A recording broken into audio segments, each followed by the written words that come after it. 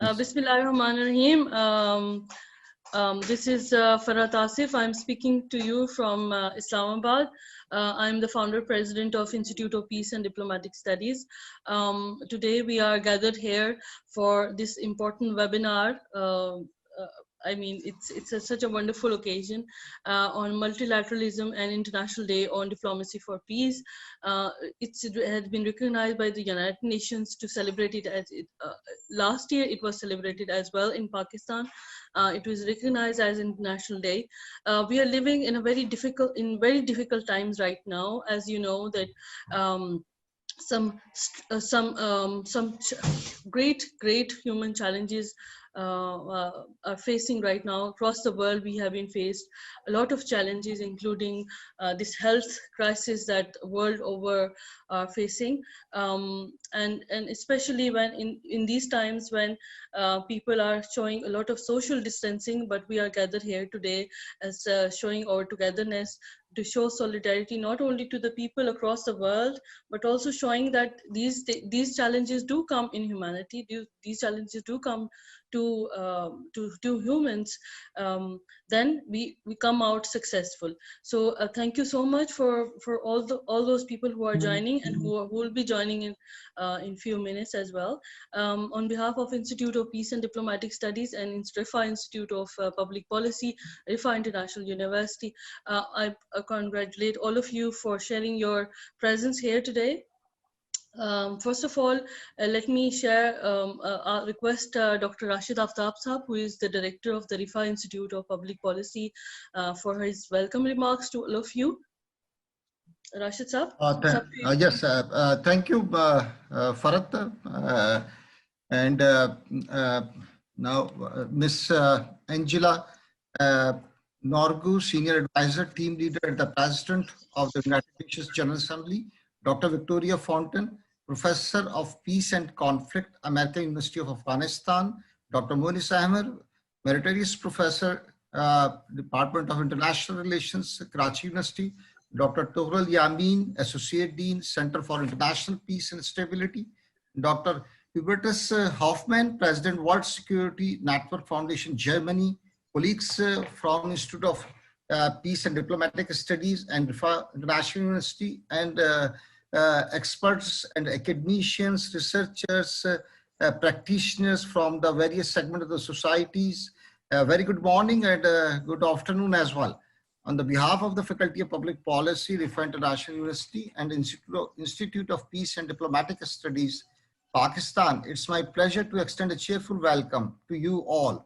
Your presence makes us much motivated to observe the International Day of Multilateralism and Diplomacy for Peace, which was established on 12th December 2018 through a resolution 127 and was first observed on April 24, 2019.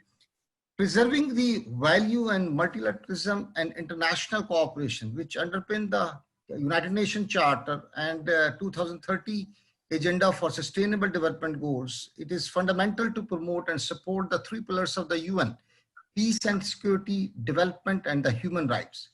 My dear colleagues and panelists and experts, the present situation is very extraordinary and has to look in context with COVID-19.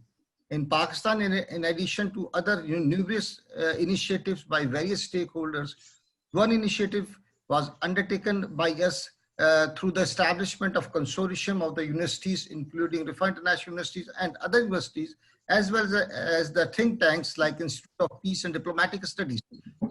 Of this consortium is to provide a platform and teach human psychology and human behaviors. COVID-19 is having a foothold in more than 195 countries with 2.6 million global cases of COVID-19. Over 722,000 people have recovered from this disease, while 1,84,249 deaths, while at the same time no specific treatment and vaccines have been developed so far. Outbreak will have long-lasting repercussions on world politics, like the time post-Second World War, during the Cold War and post-Cold War, as well as the post-9/11. The world order will be segmented into pre and the post-COVID-19 era. International diplomacy in global cooperation to tackle the COVID-19, the role of the United Nations Security Council in health governance is important.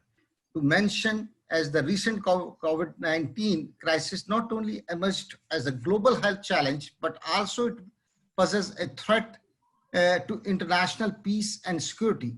Some aspects are critical trends are observed in context with COVID-19, the vulnerability, conflict affected populations, damage to international crisis management, risk order, political exploitation, a turning point in the major power relations, opportunities to be seized, potential crisis mitigation measures.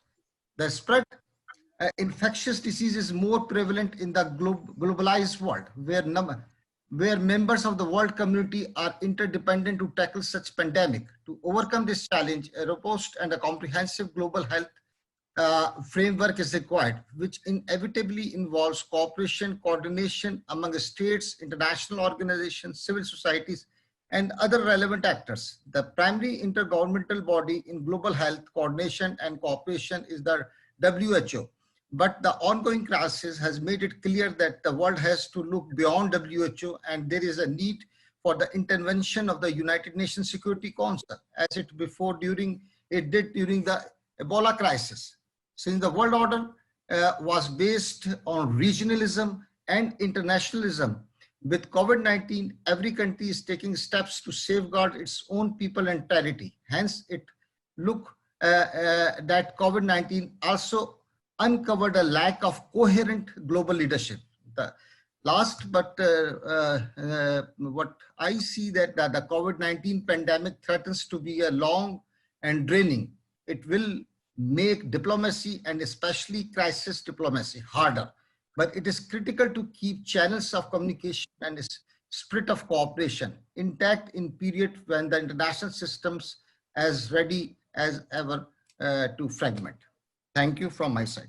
We are so fortunate enough that we've been joined by our a high-level panel from United Nations as well. We are honored that we've been joined by Ms. Fiona Angela, who is a senior advisor and team leader at the President of the United Nations General Assembly Office, and her background is very unique because she has remained as a lawyer and a professional diplomat, almost 30 years of experience, and of course your own experience about presence as the Nigerian diplomatic missions in New York, and of course your presence there at the UN, and of course under the United Nations current President, General Assembly's President, and of course your own expertise about Africa, especially related to different issues that are currently facing not only Africa but across the world.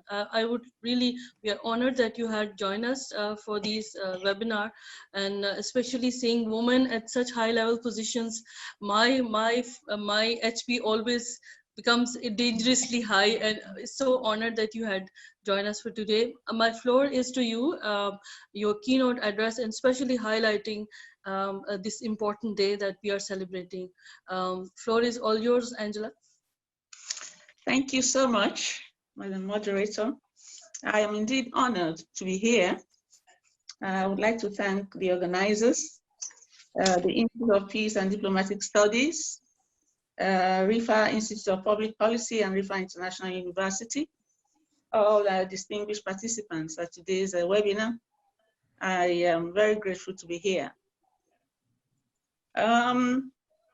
It's a very important day, and I would like to thank you for actually commemorating it in Pakistan.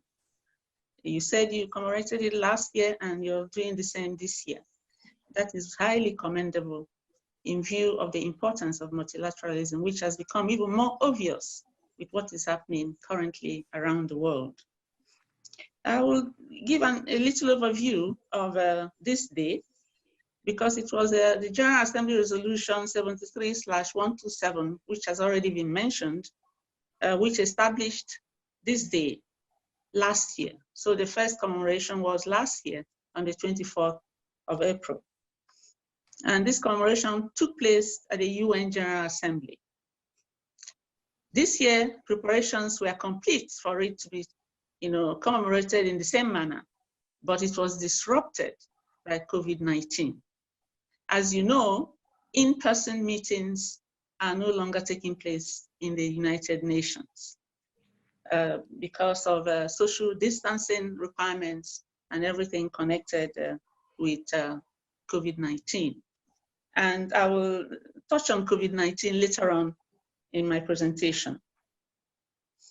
Preserving the values of multilateralism and international cooperation, which underpin the UN Charter and the 2030 Agenda for Sustainable Development, is fundamental to promote and support the 3 pillars of the UN, including peace and security, development, and human rights.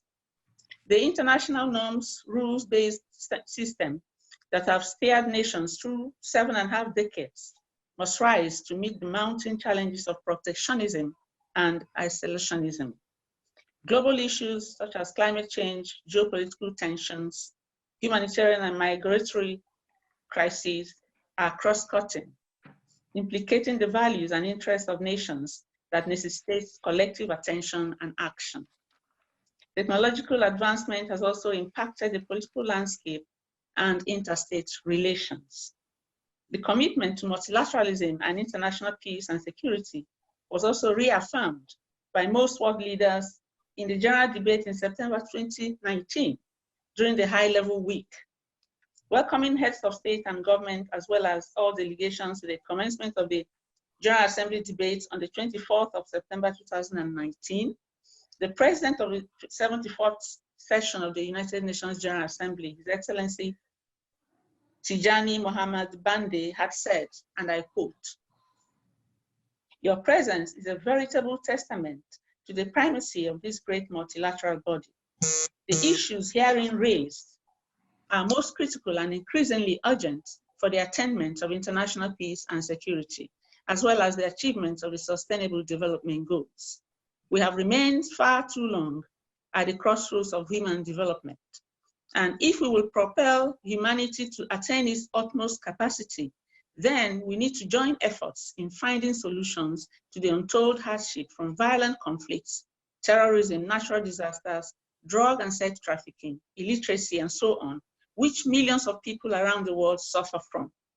In his own remarks, the Secretary General raised the specter, and I quote, "At this time of transition and dysfunction in global power relations, of a fracturing of the world into 2 parts, with the 2 largest economies on earth creating 2 separate and competing worlds, each with their own dominant currency, trade, and financial rules, their own internet and artificial intelligence capacities, and their own zero-sum geopolitical and military strategies."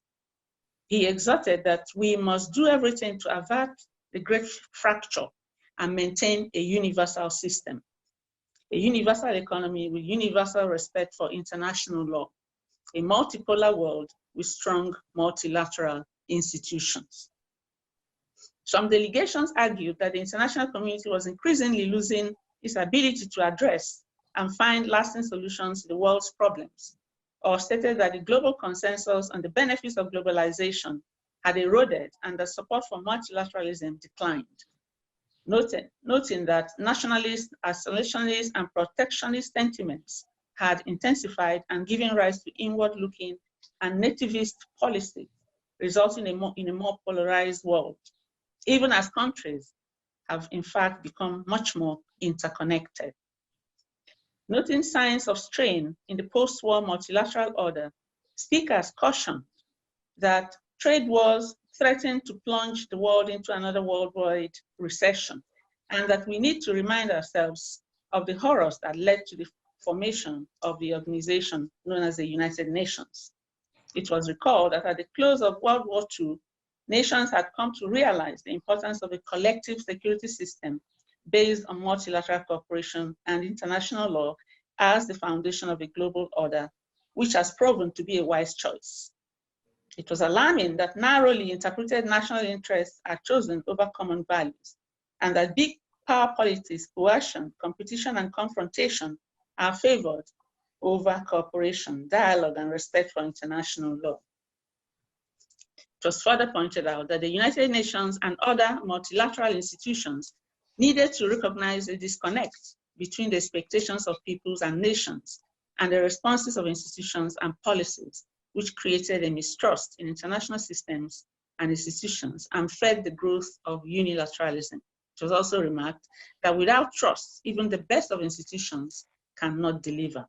Yet, most affirmed that multilateralism was the only tool offering a solution to today's challenges and warned that retreating behind protectionism and ultranationalism threatened the norms that contribute to peaceful coexistence, progress, and global prosperity. Throughout the debate, it was underlined that crises cannot be solved by isolationism, and speakers from all parts of the world affirmed their belief in an international rules-based order as being essential for global stability, security, and prosperity. It was stated that enormous and diverse cross-border challenges between peoples imposes on us multilateral action, and that small countries had no other means at their disposal than activating the mechanisms adopted by the international community in the field of collective security. Within the theme of the ongoing 74th session, which is galvanizing multilateral efforts for poverty eradication, quality education, climate action, and inclusion, the unifying concept for it is indeed multilateralism. The COVID-19 pandemic has not changed that at all. Renewal of trust in the multilateral system is of utmost importance at this critical juncture. The President of the UN General Assembly has been using his presidency as a unique opportunity for engagement with member states, UN agencies, civil society, and other stakeholders to explore and strengthen the potential of multilateralism in tackling this evolving situation. Multilateralism actually works. It spared humanity from the scourge of war and avoided a major world conflict. It contributed greatly to the peaceful settlement of disputes through mediation, conflict prevention, and peacekeeping. The COVID-19 pandemic provides a stress test for these attainments. There is only one option going forward, which includes the world as one, dealing with our common challenges. We don't want to repeat mistakes from the past, when, for instance, erosion of cooperation led to conflict and ultimately war. The lack of proper coordination among member states has the potential to make it harder to overcome the COVID-19 pandemic. The virus, as we know, makes no distinction between nationalities, gender, age, or religious affiliations.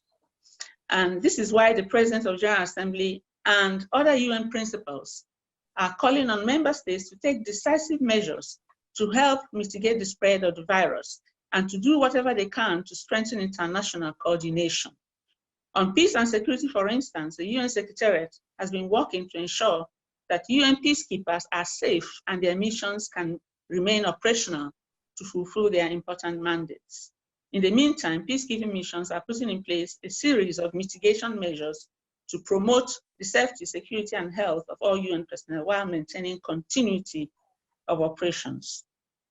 To this end, the UN General Assembly on the 27th of March 2020 adopted Resolution 74/544, under which urgent, critical, and important issues of the organization can be attended to under a silence procedure. Already, 16 decisions and resolutions have been adopted, including 2 on global responses and solidarity against COVID-19.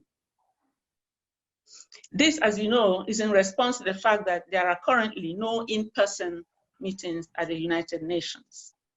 On the same day, the PGA had a joint briefing of member states, along with the UN Security Council President, ECOSOC President, and the UN Secretary General. And this was the first of its kind, in order to keep member states informed and to interact with member states, in view of the fact that there are no longer meetings, at least for now, in-person meetings.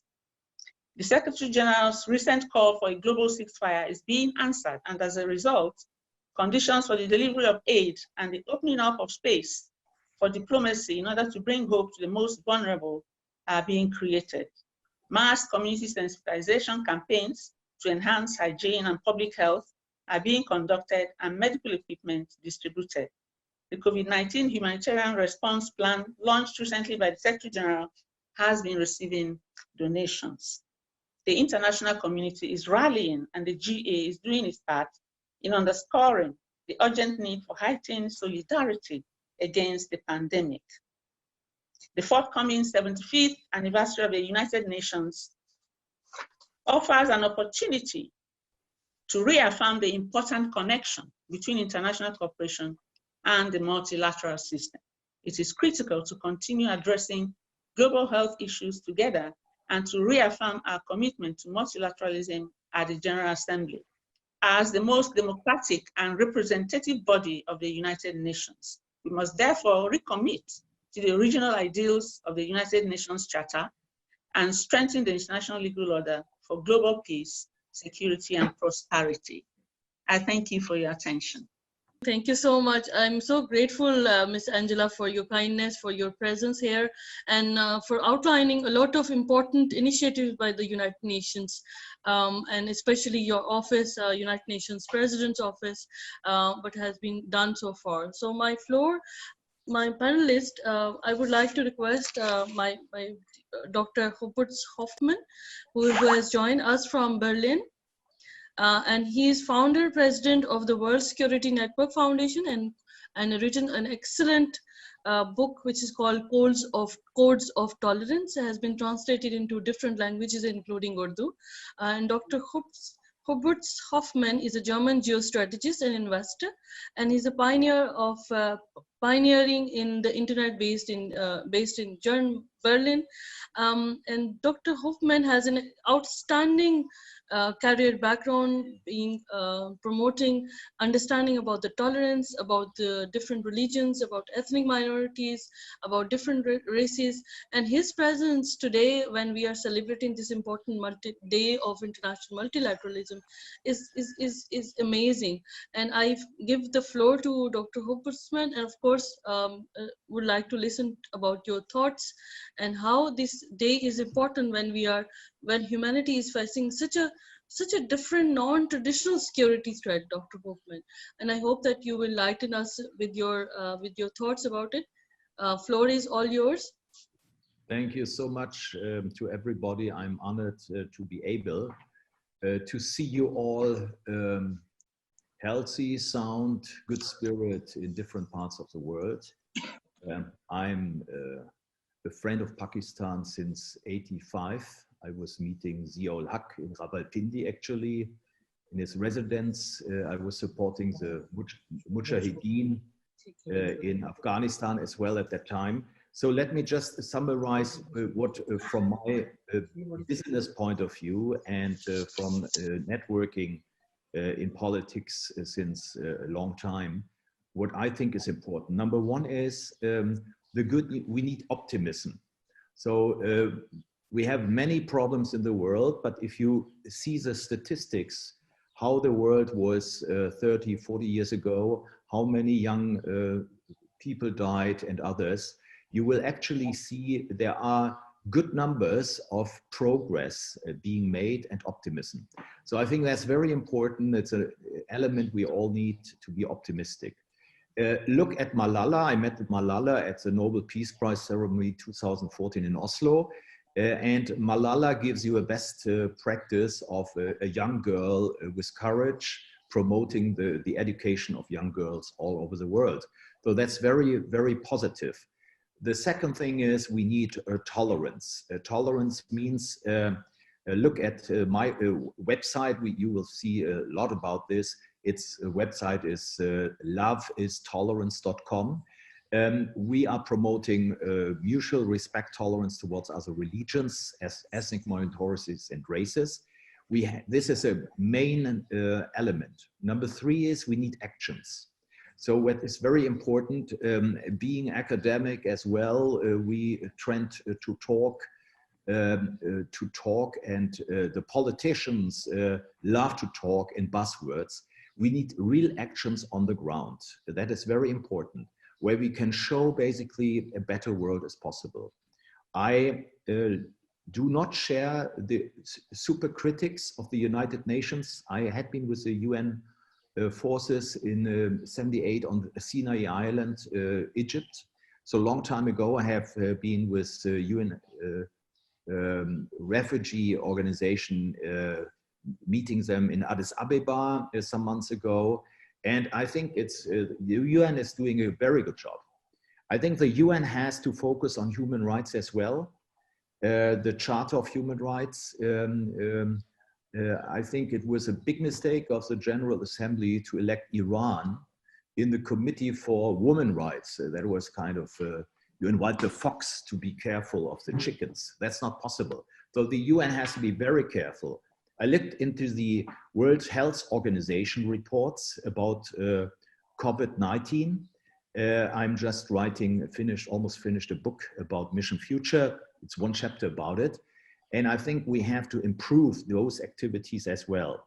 Let me just summarize what I learned and what I think would make sense. First, we have to close down all so-called wet market of animals like bats and pangolins. Why is it not done right now?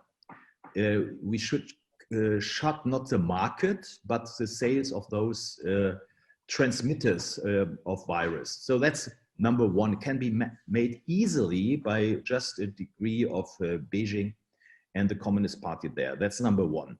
Number three, we have to test and check all institutes who are working with this on security matters, wherever they are globally. So that's not only China, it's all over the world. We have to improve radical action. So I looked into who did the best, who reacted best in this pandemic. And by far, the best is Taiwan. So Taiwan is 99% better than Germany if you look in the number of deaths per people living there. Number two is Hong Kong. Hong Kong with having, you cannot be closer to mainland China than Hong Kong is, but they are worldwide number two of the best. Number three, Singapore. Number four, Australia. Number five, South Korea. So we have to exchange. What are they doing? They were much better prepared for a pandemic because of SARS, since all the others, including Germany, did not well, Italy did not well, America was a disaster, etc. So we have to learn about this. This shows you as well, this pandemic, that we only can globally address those issues. And we have to be active and we have to be fast as well. If you look now, the next, it's not a pandemic, it's a breakdown of the global economy, which has so absurd breakdown, never heard about that you get money, $30 if you take oil. Usually you had to pay $30 if you get oil per barrel. That's totally absurd. So we have to find a way how we stabilize, how we learn in digital learning, in the industrial revolution we are in with artificial intelligence, 5G, etc. And therefore, I do not want to have a dominating power. Dominating means Silicon Valley on one side, that's Google, Facebook, others, but as well China for Huawei.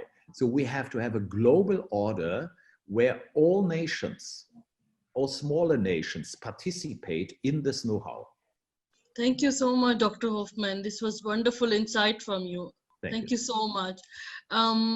Thank you so much. I mean, you had highlighted an excellent initiatives that must be taken by across the world by people to not only build the peacefulness, not only by their actions, but also by their policies as well.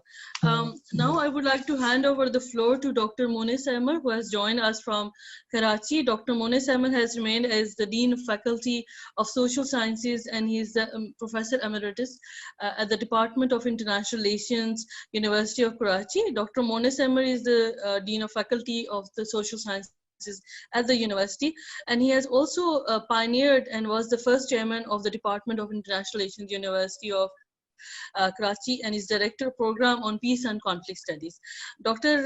Monis Ahmed is currently working on his research project. It's a book which is called as Enlightenment, Conflict Transformation, and Peace in Pakistan's Lessons from Europe.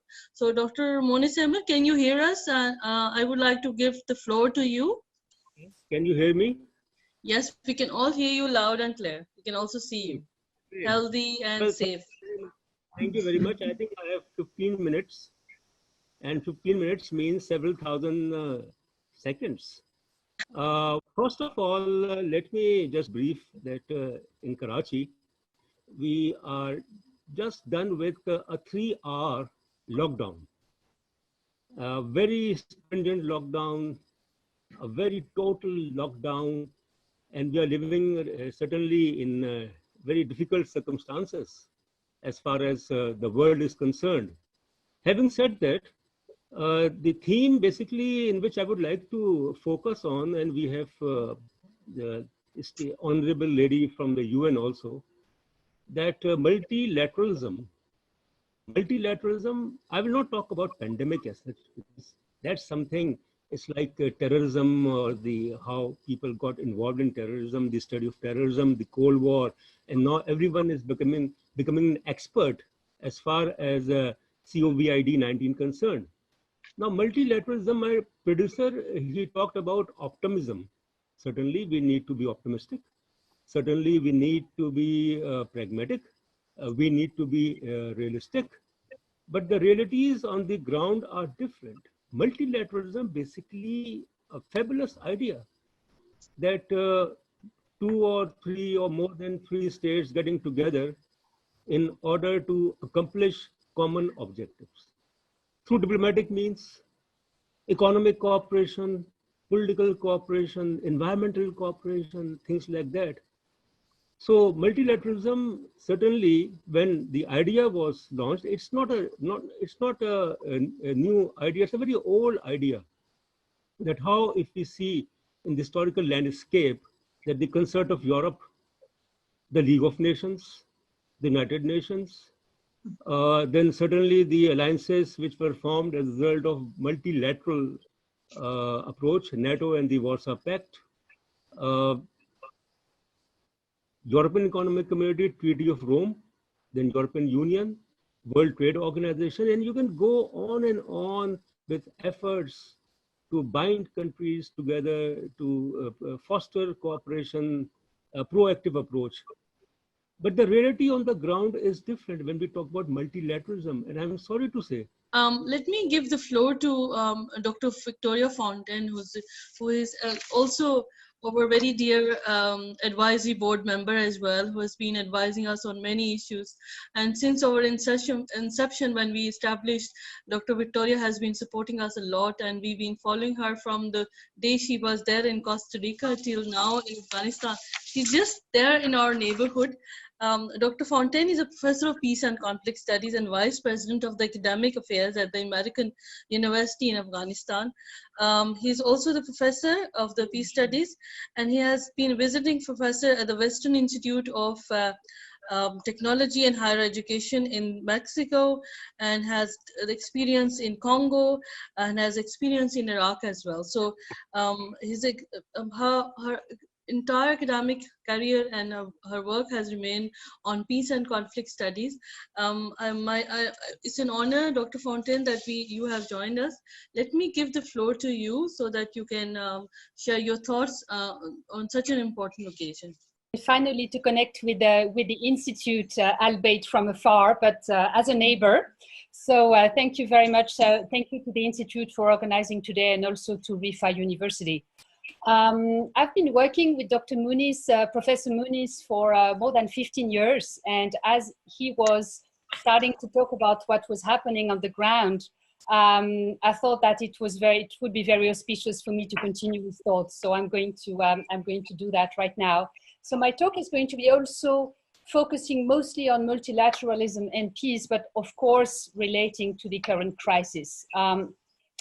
From the perspective of multilateralism as a definition, I'm taking Keehan's definition of coordinating national policies of 3 or more states on one particular issue, as opposed, as our distinguished colleague from the UN mentioned, as opposed to unilateralism and populism, which I will be mentioning in a minute.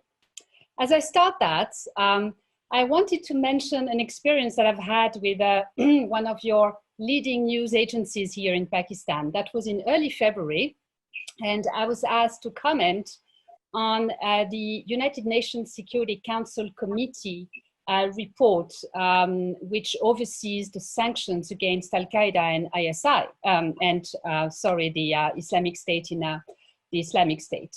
And so that report was for the first time since the Mujahideen era, which our distinguished colleague from Germany mentioned. For the first time, it was endorsing Pakistan's stance on being a target of cross-border terrorism from Afghanistan. And I thought to myself, now that's really interesting, because the other way around has been happening for more than 30 years. And I thought at that time, and I mentioned on that show, that bilateralism, true bilateralism between Afghanistan and Pakistan would actually be a great way to get rid of this problem. And that, would that be a solution, either bilateralism between Pakistan and Afghanistan or regional multilateralism with other countries? And then I got edited when the show came on air and the Afghanistan part vanished. And I thought, oh, well, that's really interesting as well. I think that from the perspective of today and being sitting here in Kabul, what is multilateralism doing in Afghanistan at the moment, especially for peace? And so we've got 2 major agencies here in Kabul that are representatives of this concept of multilateralism. We've got the UN mission, UNAMA, which is here organizing lots of roundtables and writing lots of reports, and they're counting casualties. And they are really trying to do their best to establish a comprehensive intra-Afghan agenda for the upcoming peace talks. So doing an incredible amount of work there. And at the same time, we've got another multilateral organization for security, which is NATO and Resolute Support. Now, what's really interesting with regards to peace in Afghanistan and multilateralism at the moment is that when you look at the casualty figures that have been established by UNAMA in 2019, for 2019, out of 10,000 deaths, the first 6 months is actually heavier on the side of Resolute Support. And then Resolute Support supporting, of course, the actions of the government. And the last 6 months of 2019 is actually the Taliban and ISIS. And so we've got 2, let's say, great actors in this conflict disputing a very high number of casualties.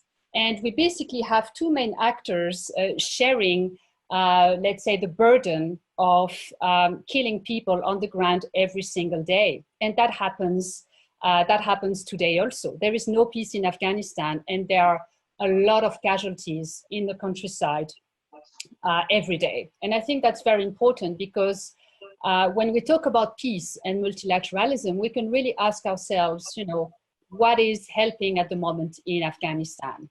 And who is negotiating peace in Afghanistan today?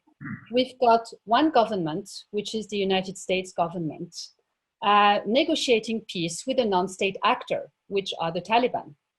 And basically, UNAMA is nowhere to be seen, and Resolute Support is part of the problem, more than part of the solution. So with regards to multilateralism, we can ask ourselves, really, if this is the solution for Afghanistan today. And I'm not really sure of that. Talking about this from the ground, I'm not really sure that multilateralism is actually working. So what are its current limits for peace?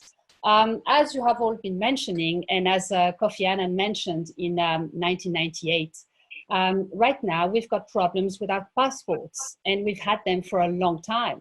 And those problems are climate change, pandemics, and conflicts as well. And it's absolutely no, let's say, surprise that the security issues that exist today between Pakistan and Afghanistan are shared security issues, because in the same way that the Chernobyl cloud, does not stop at borders, security problems don't stop at borders either.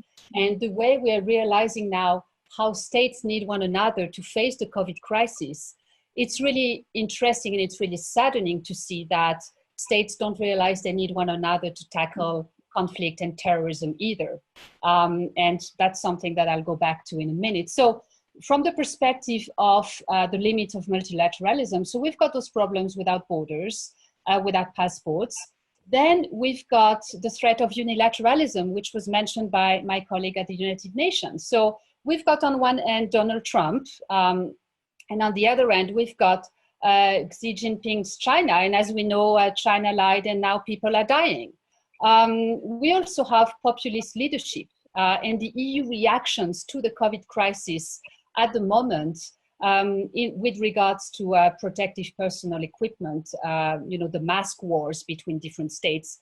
This is showing the limits of multilateralism, because whenever those problems emerge, states have a tendency to retract and to basically confront one another in very, let's say, unprecedented ways. And especially this is very, very true of different European countries right now. It's not just the United States versus Europe, but also European countries against one another. So we can see here the limits of multilateralism on the ground. And of course, the elephant in the room with regards to this concept is state sovereignty, which is also the, let's say, the basis of public international law. And as long as we have state sovereignty being the basis of public international law, then of course, can we even think that multilateralism can work on the ground? And so from the perspective of this, let's mention the failures of globalization and the inadequacy to meet the current uncertainties that we are facing at the moment.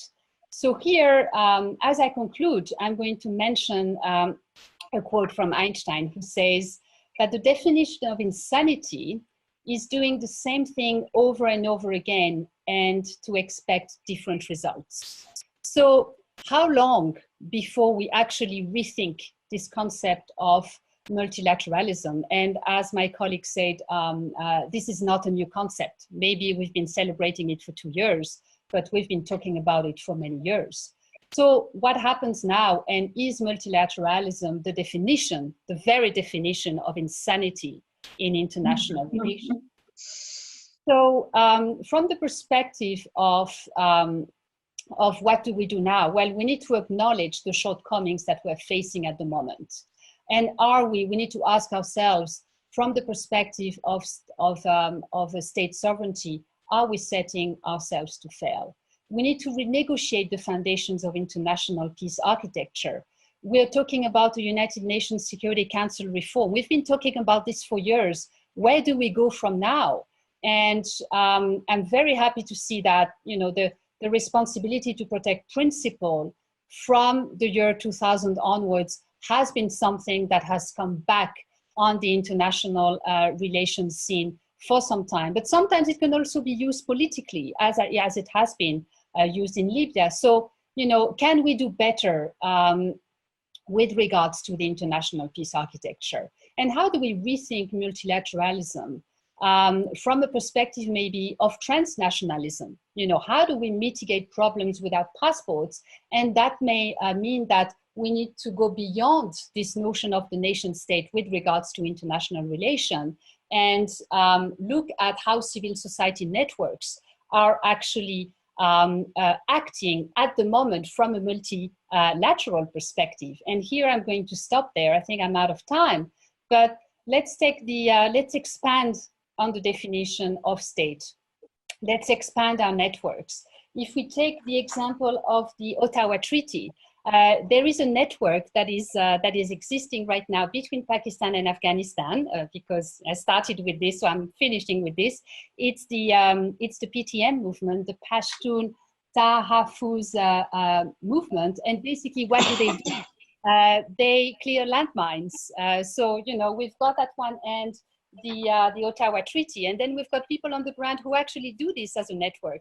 Maybe this is the way forward, and we can establish a much wider definition than what we have right now. And I'm going to stop there. Thank you very much. Thank you so much, Victoria. Such an insightful discussions. You have raised very important and critical questions as well. I hope that those who are listening there, we are, you know, constantly when you were talking and you were raising such important questions, we were thinking that what is we really mean by multilateralism and how we should be celebrating the days and how the humanity should be getting down together for resolving issues as important as Afghanistan as well. So let me give the floor to my very dear colleague, Dr. Turul Yamin. You can hear us? I can hear you, but yeah, thank you very much for unmuting me. Dr. Turul Yamin is a founding member and associate dean of the Center for International Peace and Stability at the National University of Science and Technology. Dr. Turul Yamin is retired from Pakistan Army. However, he's an excellent academician, and the Center for International Peace and Stability organized several courses. It's an academic institution at National University of Science and Technology, NUST. And Dr. Yamin is also HEC recognized supervisor as well. He's an acclaimed academician and a very enriched background. I can see a lot of books from your background, I see, and the floor is all yours, Dr. Yamin. You can share about your thoughts, especially when you were part of our very first day when we celebrated that in National University of Modern Languages as well. Your insightful presentation there with the students, I mean, that was great. But now as we are entering into our second year of celebrating this important day, your thoughts and your views on it. Dr. Yamin, floor is all yours. Thank you very much. I'm trying to see if I can share my presentation with you or not. I hope I'm successful in doing that. Otherwise, I'll just speak extempore. So first of all, thank you very much, Farhat. And yes, you did invite me for the first session of this conference on multilateralism. I am grateful to you and your, I always say you are the better half and Asif is not the better half, but together you make a very powerful couple. And I'm grateful that you keep inviting me. And I hope, I'm sorry, I cannot share it. Somewhere in the middle, perhaps if I can do it. Dr. Yamin, you can extempore, you can share. I mean, yeah, I can do it. Okay, so first of all, yes, I work in Center for International Peace and Stability, and that is the only center in Pakistan which is located in the university, and we teach peacekeeping. Not only peacekeeping to our MS and PhD students, but also to our peacekeepers. So we are very much involved with UN activity. Ours is the only center in the world, perhaps, which has been visited twice by UN Secretary Generals. It was inaugurated by Mr. Ban Ki-moon in August 2013. And this year in February, we was fortunate enough to welcome Dr. Antonio Guterres, who lavished high praise on Pakistan for the excellent role that we have played in UN peacekeeping and the 157 lives that we have sacrificed in the service of humanity. So he did pay credit to that. So I would rather say what Dr. Munis Ahmed was saying when he left off in the middle. Despite the excellent promise that an organization like UN presents, there are occasions when I become very, very disillusioned. On ground, things are not happening as they should happen. Pakistan has seen one of the oldest UN military observer groups in the world. There are two observer groups in the world, one in Palestine and the other in Kashmir. Both are unresolved issues. I do not see multilateralism working anywhere. I think the lady from UN is also sitting there. I think UN is a very unequal body. It doesn't give equal status to all states. There are 5 veto wielding members, the 5 powerful members, and among them, they call the shots. Pakistan does not matter. Afghanistan, where Dr. Victoria Fontaine is sitting, it does not matter. We are non-consequential. This, despite the fact that Pakistan happens to be one of the largest troop contributing country in the world. We are not consequential. We are unequal. Among the UN bodies, it's the Americans and the Europeans who share the status of being the head of either the IMF or the World Bank. Pakistanis or Indians dare not, or for that matter, Bangladesh or Sri Lanka or Afghanistan.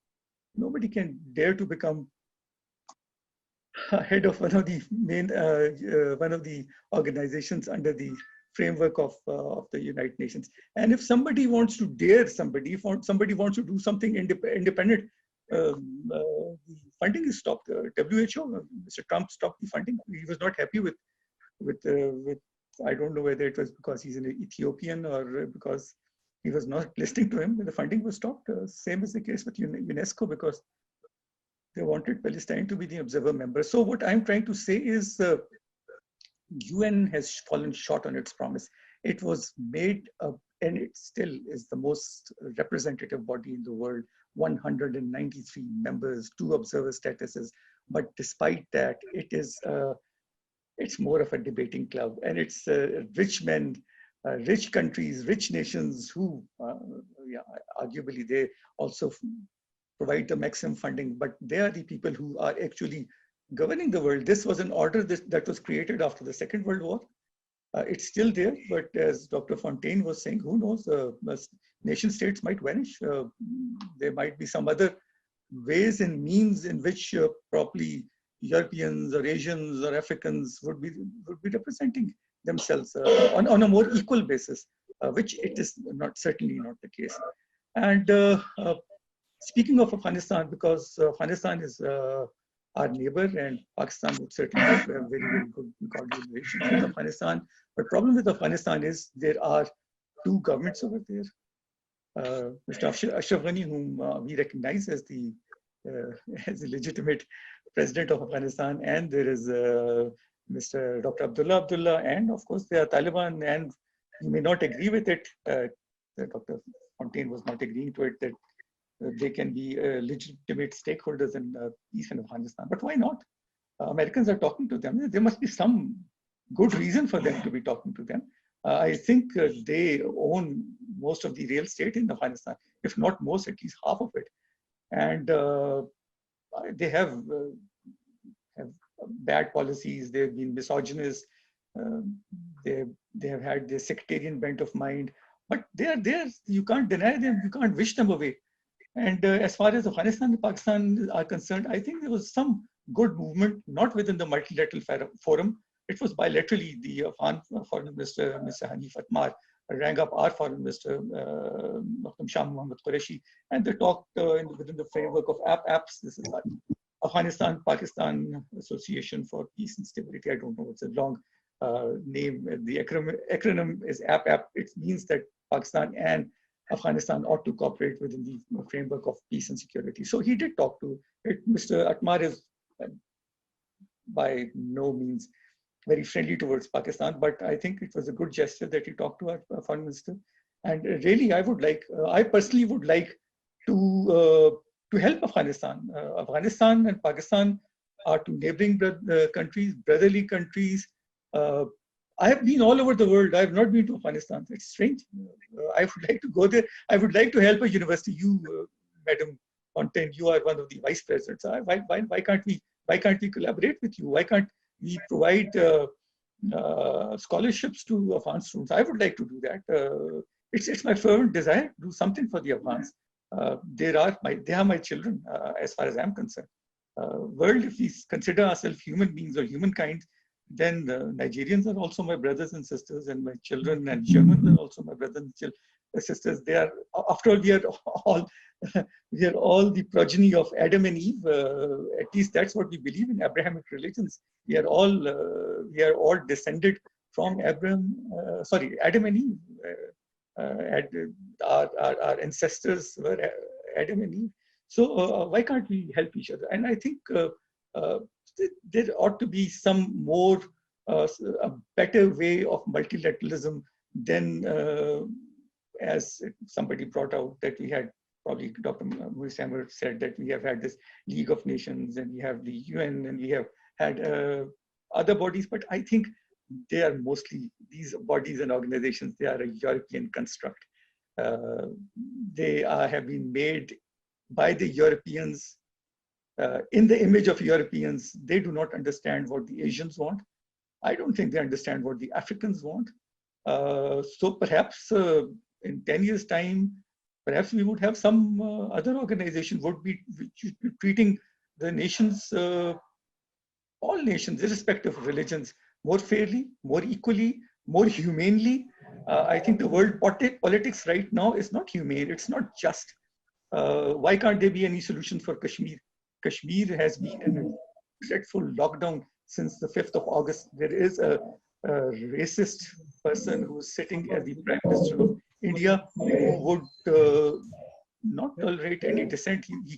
These people are still in a lockdown. There was a lockdown because of the annexation, illegal, unjust annexation of the of Jammu and Kashmir that was committed by Mr. Modi. And then after that, then this lockdown because of COVID-19.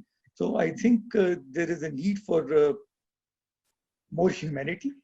There should be more justice, and multilateralism and diplomacy can only succeed if there is a level playing field for all nations. I don't think that's happening right now.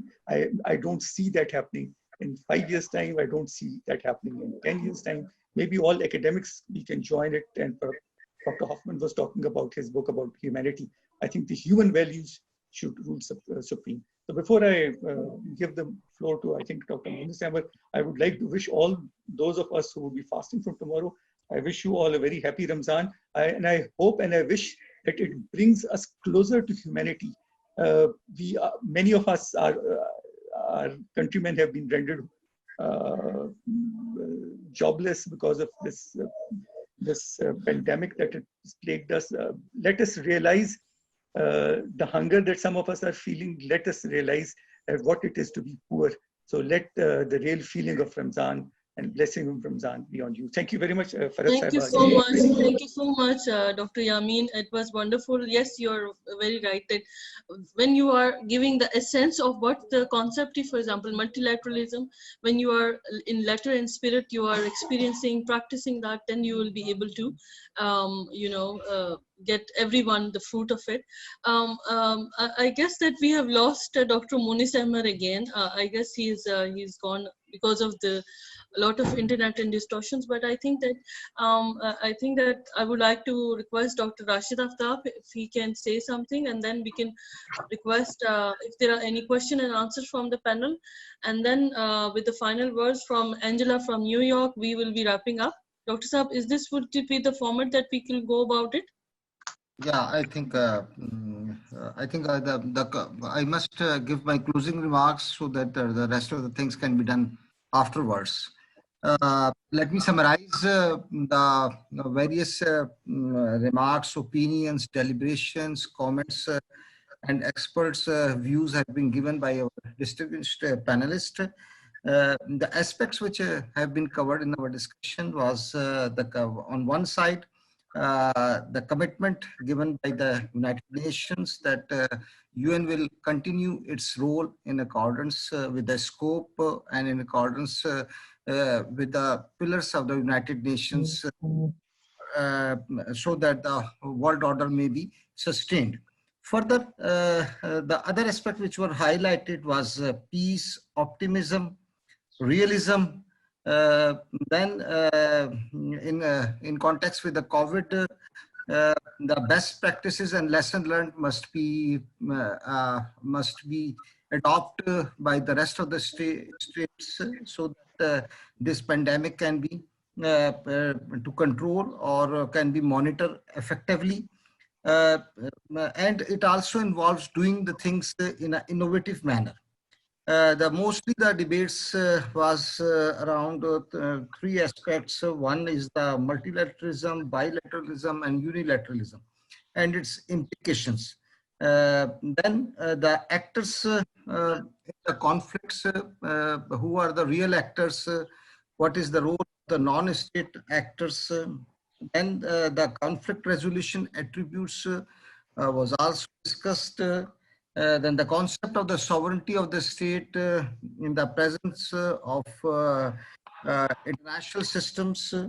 Then it's the role of the civil society was also highlighted. The disparity, the one aspect which was more highlighted by some of our colleagues regarding the disparity which exists in the UN governance system, which is more discretionary system instead of providing a justice system for all the nation states.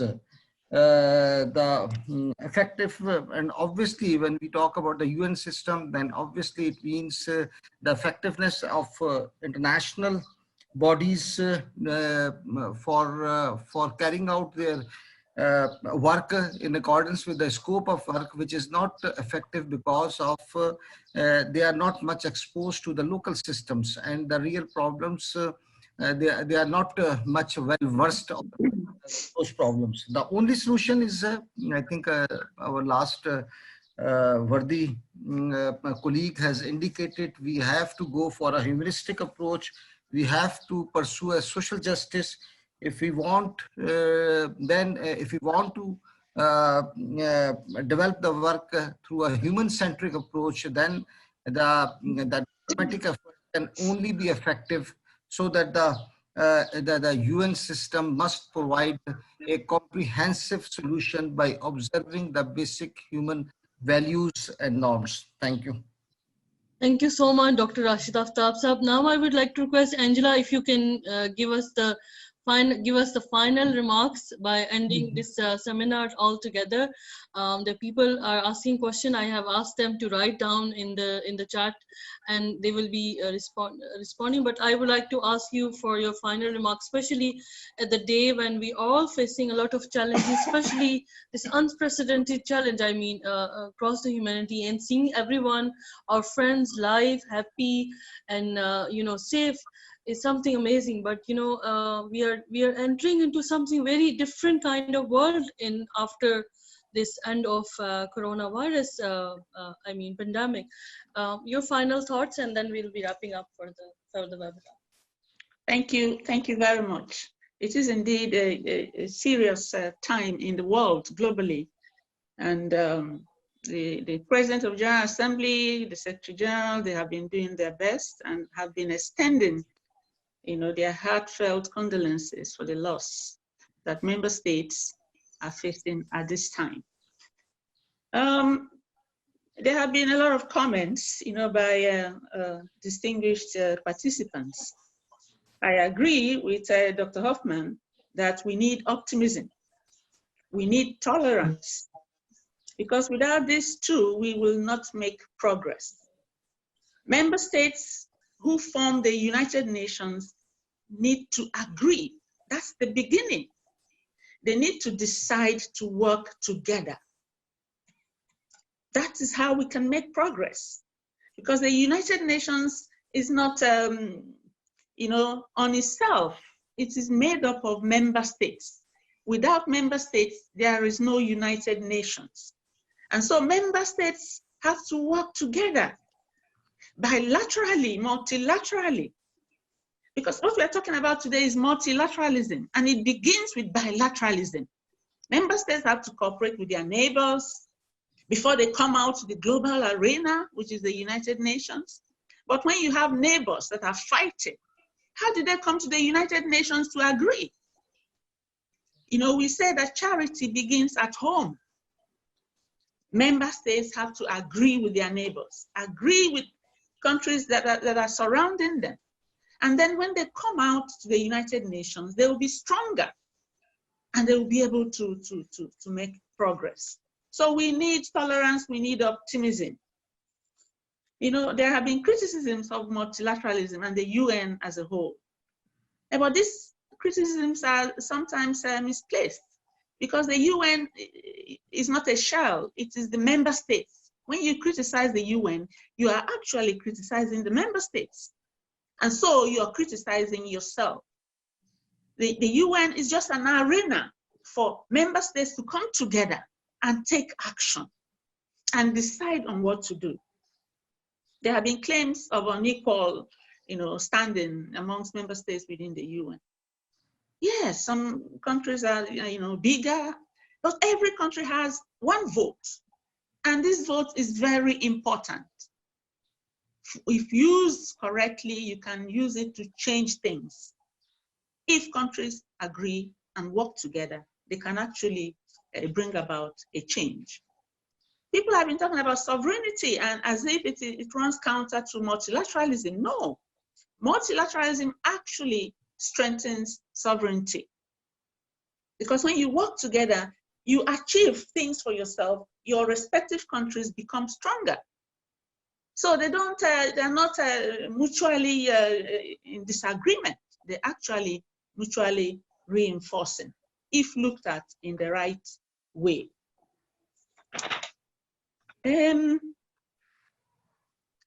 Well, whether multilateralism is now the new insanity, Dr. Fontaine, it was funny the way he quoted Einstein there.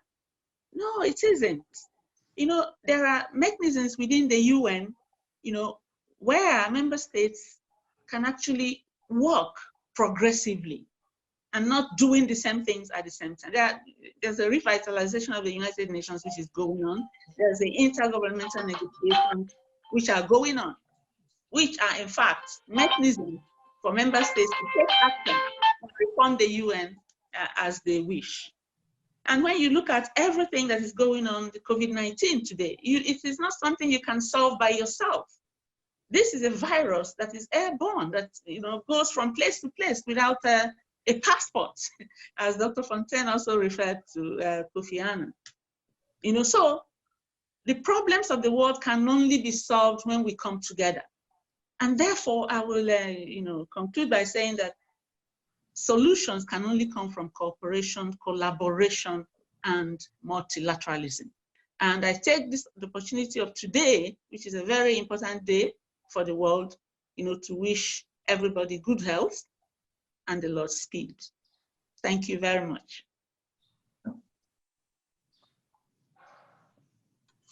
Thank you so much, Angela. I mean, this is so amazing that we are ending this webinar in such a positive note, that it's not only that countries and nations and individuals, they should be reflecting today is very important. Either it's criticism, looking at ourselves, and then building on, it's not just one day, it's just continuation of building together. Today we need more multilateralism than any other day, because such an important challenge, such a difficult challenge that we are facing on a daily basis, as challenging as this pandemic. I mean, and I'm so honored, and we are on behalf of Institute and University, Riphah Institute of Public Policy, and Dr. Rashid Aftab Saab. I think that we are honored that you have shown your presence, your kindness, sitting down together and sharing us, your own insight, not only your own insight, but you have also shown us a lot of different wisdom from the UN, because when you are sitting at this position where you are sitting right now, yes, we can outside, we can see a different perspective. When you see someone sitting at the UN and experience as you are, then we see perspectives on a different level, right? So let me thank you again, Angela, for sharing your kindness of being present here, and of course your experience. We will definitely be asking you to come again and again and share your experiences and your thoughts and your learning throughout those years at the UN, and of course your at the different places across the world, especially Africa, because Pakistan has recently launched its Look Africa policy, because Pakistan has not been that much active or been, we had good relations, but we do not have kind of relations that are required, especially at the level of economy and of course various other levels. We were there before in histories, but we are not there. So Look Africa policy, we will also be requesting you on different levels. Dr. Hoffman, he has left, I guess, but I'm grateful that he has also shown his kind presence from Berlin. Dr. Victoria Fontaine, thank you so much for your kind presence. You have been amazing throughout in our being at advisory board and seeing women. I mean, this is, I being a feminist or being a woman myself, I see a lot of strength when I see women and sitting at such important position as you are, Fontaine, being as the vice president of such an important university. And Dr. Turu Yamin Saab and Dr. Monis Ahmed Saab, with such amazing men, together we can make this world of such a better place. I think that it's not only multilateralism, I think that we are father, as Dr. Yamin said, we are children of similar one parent and one mother and one father, and together we will be able to build this world as peaceful, of peace, hope, especially on a day when tomorrow Muslims across the world will begin their fasting month. And I think that I hope that everyone will be able to be safe and sound, and I hope that this period of holiness, in there will help us to find connectivity, find our connections with God, and of course we'll be able to build more peace in the world. There's a question for you from Mr. Anwar Salim for Mr. Victoria. I think that you can also respond on the chat as well. Formally close the session now. Dr. Rashid Aftab, floor is yours, and then you can close the session, and then we can request to end the webinar here. Yeah, Farhat, I think I have already summarized the session. I have already extended our deepest thanks to all the panelists.